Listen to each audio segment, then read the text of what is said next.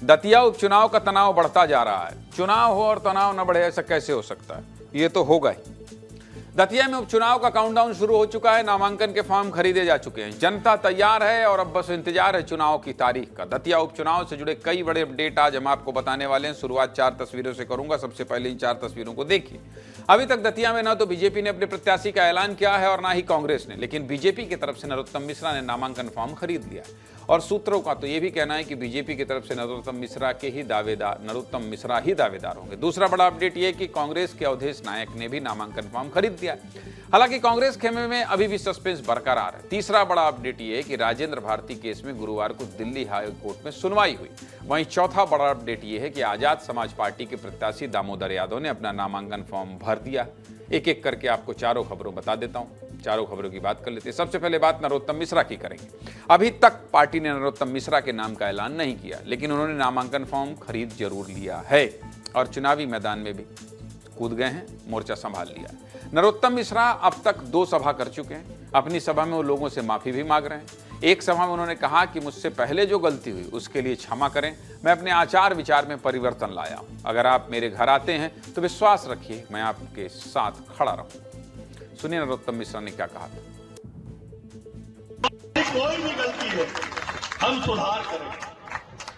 हम अपने कार्य में, व्यवहार में, आचार में, विचार में सब में परिवर्तन लाएंगे और ईमानदारी से झुक के आपके सामने आएंगे। आप घर पर भी आओगे तो आप बैठोगे, हम खड़े रहेंगे। ये प्रक्रिया हमारी लंबे समय से चालू है।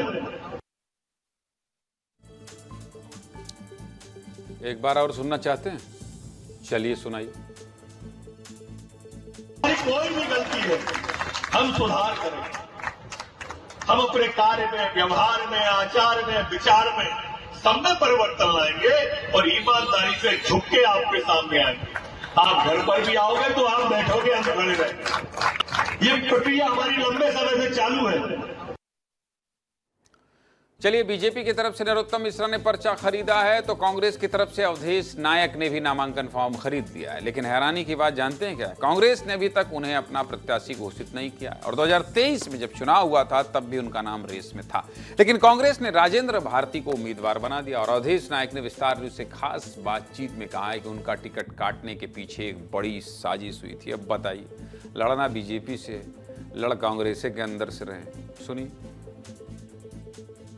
और कभी कभी आरएसएस में काम करने का तंज कांग्रेस के नेता हमें अभी भी देते हैं। तो 2023 में उन परिस्थितियों पर बात करने की ज़्यादा आवश्यकता नहीं है, लेकिन यह बिल्कुल सही है कि कहा गया था कि आरएसएस के पुराने वर्कर हैं और अभी विद्यार्थी परिषद, आरएसएस, राम जन्मभूमि आंदोलन सब में इनकी सक्रिय भागीदारी रही है।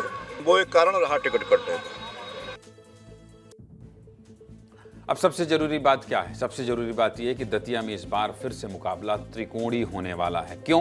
क्योंकि आजाद समाज पार्टी के प्रत्याशी दामोदर यादव ने अपना नामांकन फॉर्म दाखिल कर दिया है, जिसके बाद एक पार्टी की स्थिति तो साफ हो गई है। पूरे लाव लश्कर के साथ दामोदर यादव पर्चा दाखिल करने गए थे। सुनिए नामांकन दाखिल करने के बाद दामोदर यादव ने क्या कहा। आगे की रणनीति एक ही बात है कि ऐतिहासिक जीत दर्ज करना है और दतिया की जनता के आंखों में जो आंसू हैं उनको पहुंच के उनके चेहरे पर मुस्कुराहट लाना है। भाई भ्रष्टाचार मिटाना है, भाईचारा बढ़ाना है।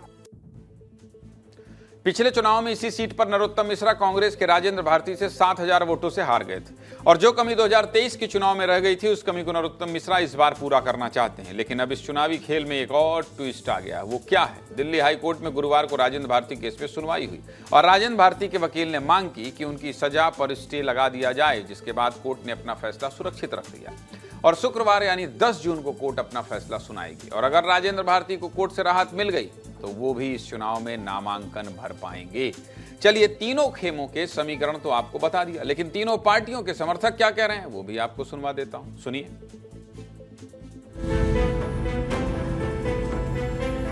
मां पीताम्बरा की नगरी दतिया में फिर सियासी हलचल तेज हो गई है और यही वजह है कि अभी तक बीजेपी और कांग्रेस ने अपने संभावित उम्मीदवारों के नाम घोषित नहीं किए हैं। लेकिन आजाद समाज पार्टी की तरफ से आज दामोदर यादव ने अपना नामांकन भर दिया है। बीजेपी का उम्मीदवार विधिवत घोषित नहीं हुआ है, लेकिन मुख्यमंत्री माननीय मोहन यादव और प्रदेश अध्यक्ष खंडेलवाल जी डॉक्टर नरोत्तम मिश्रा जी का पर्चा भराने 13 तारीख को आ रहे हैं। हमारा केवल विकास मुद्दा है। दतिया को भय मुक्त और भ्रष्टाचार मुक्त बनाना है, ये आजाद समाज पार्टी ने ठाना है। गरीबों का विकास करेंगे हम लोग। दतिया जब आपातकाल के दौर से गुजरा, दतिया में कोविड भी आया, दतिया में बाढ़ भी आई, तब इनके राष्ट्रीय अंतर्राष्ट्रीय नेता कहाँ पर थे? जब भी चुनाव आता है तो दामोदर जी हर जगह लड़ने के लिए तैयार हो जाते हैं और विकास की बातें करने लगते हैं, और जब चुनाव हार जाते हैं, चुनाव हट जाते हैं, तो दामोदर जी घर पे भोपाल भग जाते हैं, कहीं दिल्ली बम्बई भग जाते हैं। इन्होंने कहा नरोत्तम मिश्रा माफी क्यों मांग रहे हैं?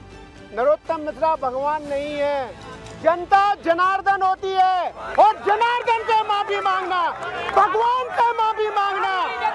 माँ के आशीर्वाद से जो है हमें उम्मीद है कि नतीजा जो है फैसला हमारे पक्ष में आएगा। 23 में पूरी 100% एक थी, ऐसे ही एक होके लड़ाई कांग्रेस।